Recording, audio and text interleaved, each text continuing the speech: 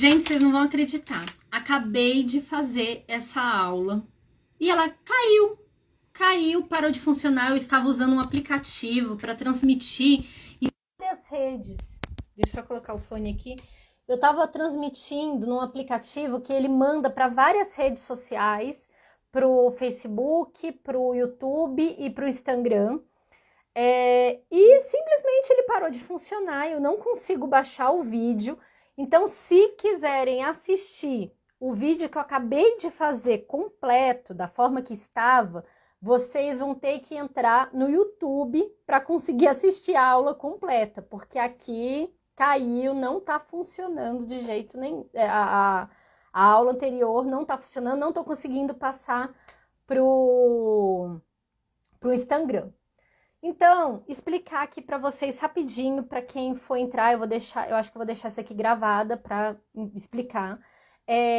O meu canal do YouTube, primeira coisa, de antemão, vocês entram em www.danielafreitas.com e vocês vão entrar lá em redes sociais e ir para o meu canal do YouTube, que o vídeo vai estar salvo lá. Foi o único lugar que ficou salvo.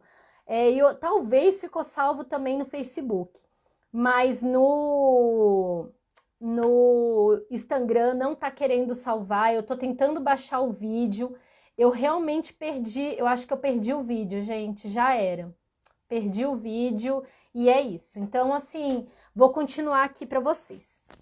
Explicar para quem entrou e tá perdido nessa história.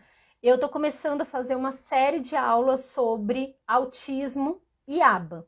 Nesse início, essa primeira aula foi para introduzir o que é o autismo, qual a história do autismo, DSM, CID, os profissionais envolvidos, a trajetória, né? Como você saber se um profissional é bom ou é ruim, porque os pais estão completamente perdidos.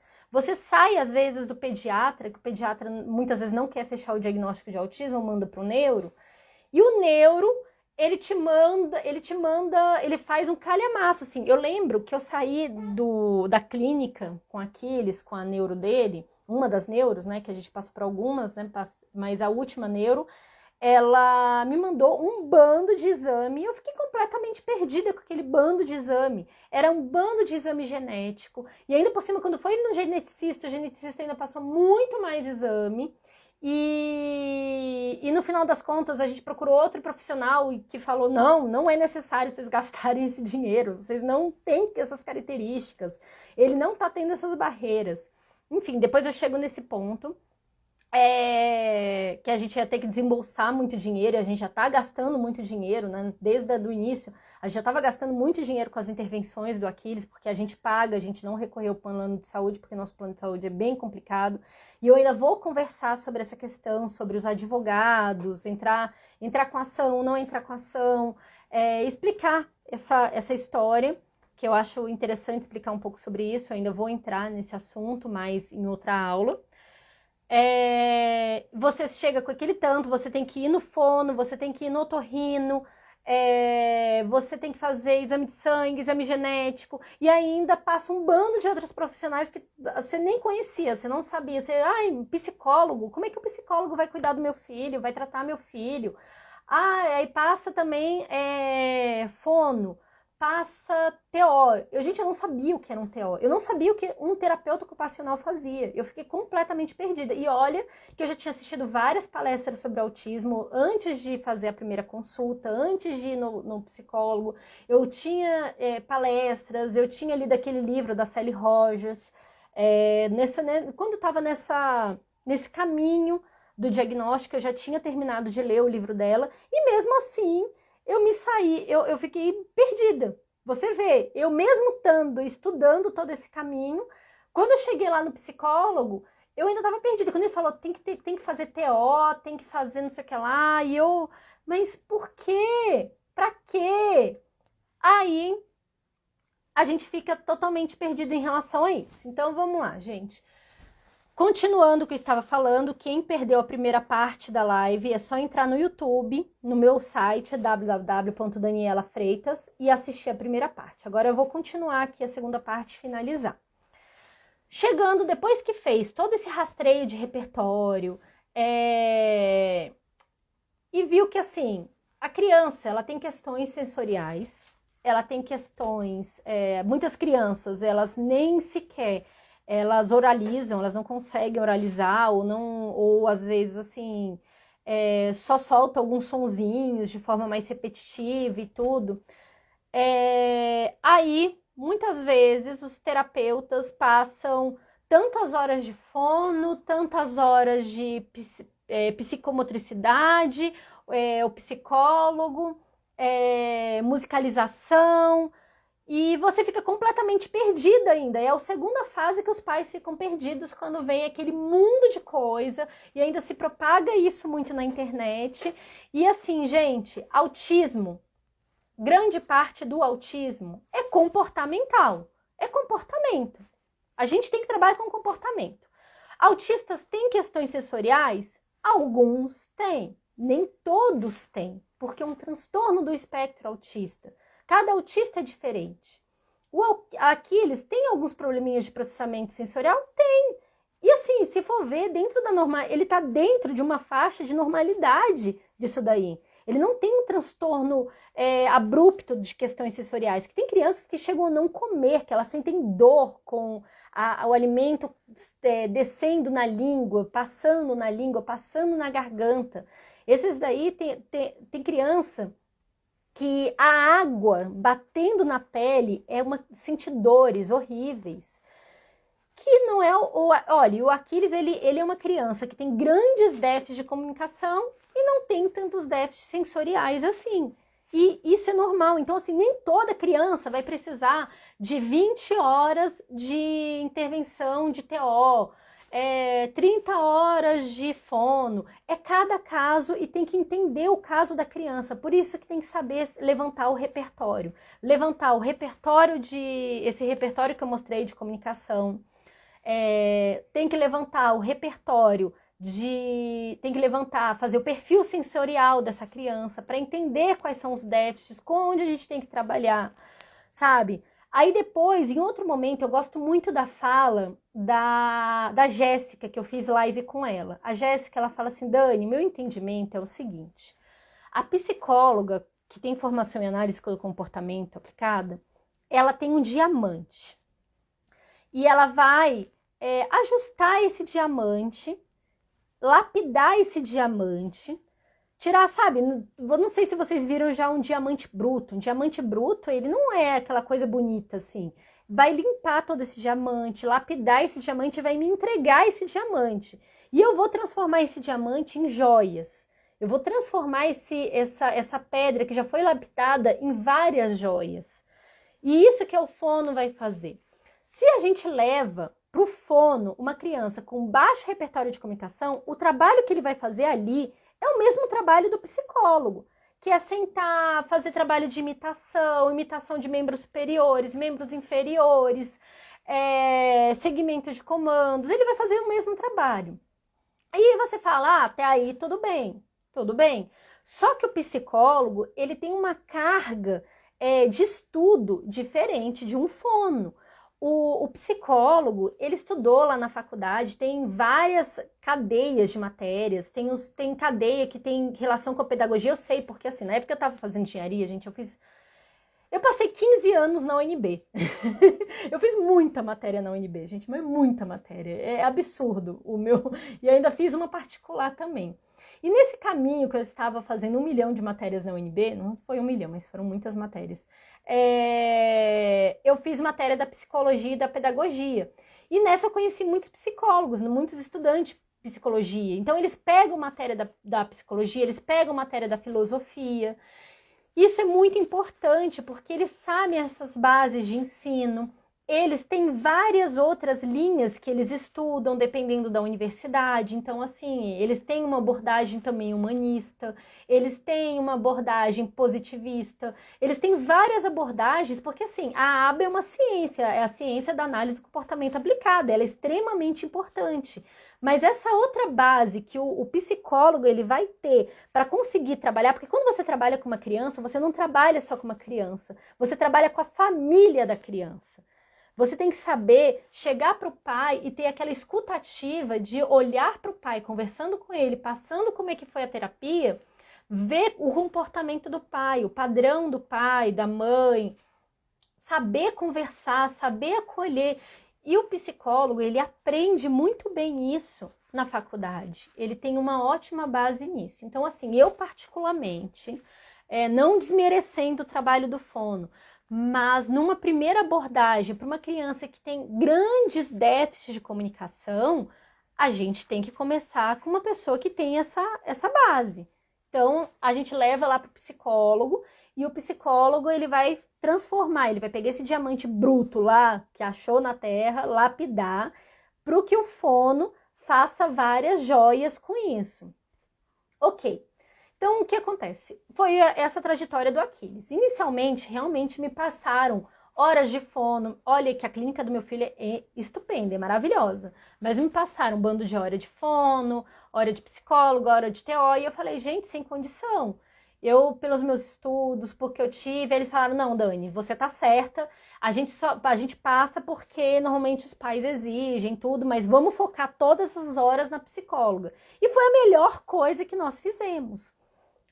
Foi mais ou menos os 9 primeiros meses, foi com a psicóloga de forma intensa, porque o Aquiles ele tinha déficits enormes, e não era só, porque o que acontece? Pessoal, tá bom, legal, vamos começar para psicóloga, e a criança já vai sair falando, né? Já vai sair aqui se comunicando, apontando, não. Antes de tudo, a gente tem que trabalhar com as barreiras de desenvolvimento, porque se a criança ela não consegue ficar sentada, se a criança ela só chora o tempo todo, chora para pedir tudo, a gente tem que ensinar comportamentos que vão auxiliar ela a se comunicar e esvanecer esses comportamentos inapropriados.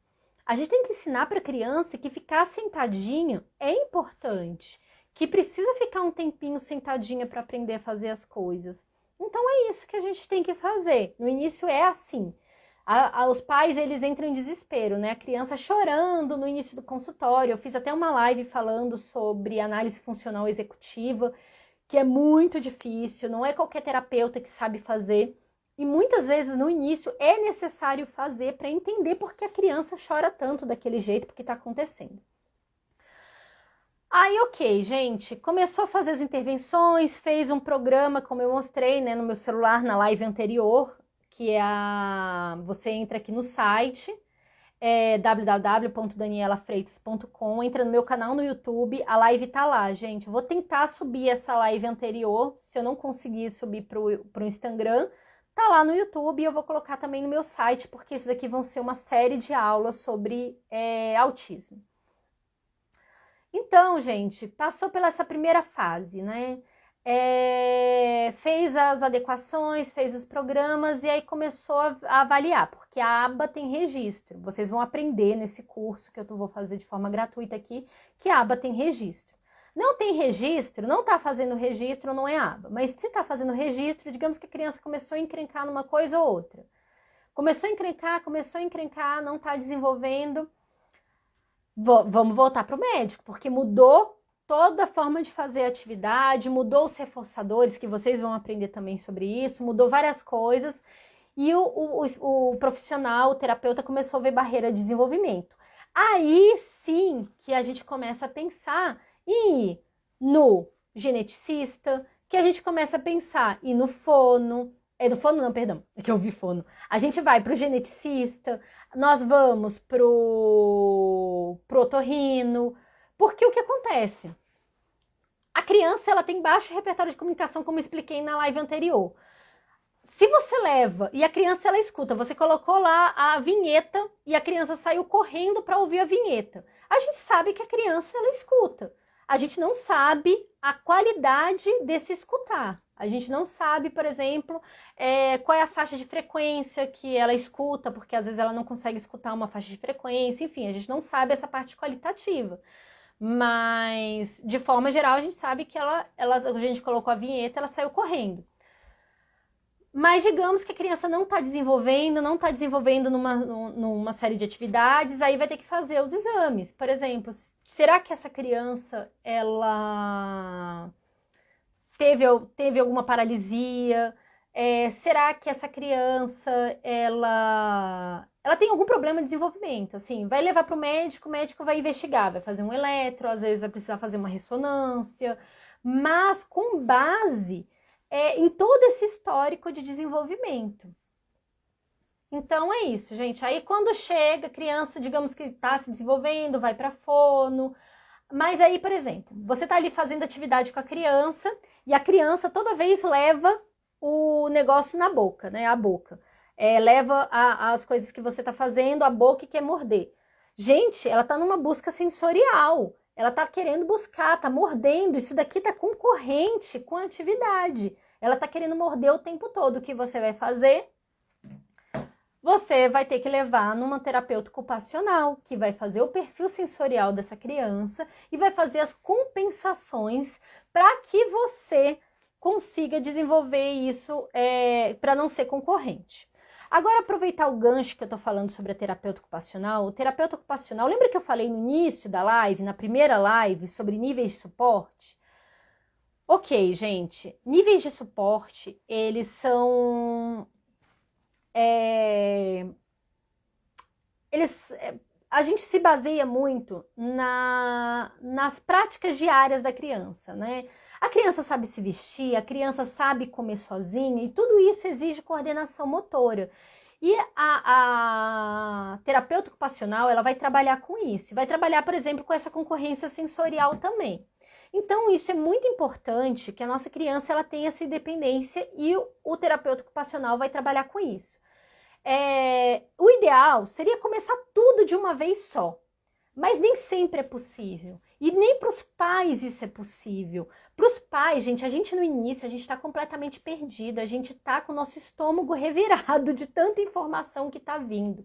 Então, um conselho de mãe que eu dou para vocês, assim, de vivência sobre isso, que eu tenho estudado, o primeiro passo tem que ir no neuro, o neuro é um fator muito importante, ou o pediatra mesmo já dá esse encaminhamento para você, esse encaminhamento é importante para que você possa recorrer aos planos de saúde, mas foque num analista do comportamento aplicado. Se na sua cidade tiver um psicólogo que tem formação em aba, ótimo, que tenha formação em aba e seja especializado em autismo ainda, de preferência. Vá nele. Se não tiver, se for um fono que tem especialização em análise do comportamento aplicada, vá neste fono. É interessante começar com psicólogo? Sim, é interessante, pelas bases acadêmicas que um psicólogo tem. O fono pode suprir isso? Pode, se ele tiver se ele souber fazer todo esse trabalho de imitação, por exemplo, como eu dei, que essa criança tem baixo repertório de comunicação, ele vai conseguir desenvolver sim. Ok, ótimo. Então, gente, é basicamente isso que eu queria falar com vocês hoje. Eu vou colocar aqui meu site aqui novamente para vocês assistirem a primeira aula. E no YouTube, eu vou colocar lá no YouTube tudo isso daí. Isso daí é um curso que eu tô montando de forma gratuita sobre autismo. Então, assim, tenta repassar para as pessoas, porque é importante. Eu vou tentar dar as informações que eu puder aqui para vocês. Eu ainda vou falar para vocês sobre neurodesenvolvimento e aprendizagem. Vou falar uma introdução sobre aba. Vocês vão entender o que é análise do comportamento, tríplice de contingência, as estratégias, né? Reforçador, punição, níveis de ajuda, registro de atividades, aproximações sucessivas. E esse vai ser o mini curso que eu vou dar para vocês.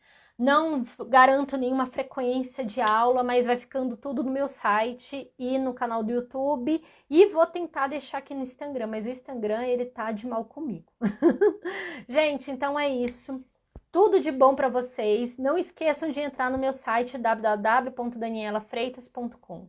Tudo de bom. Até mais.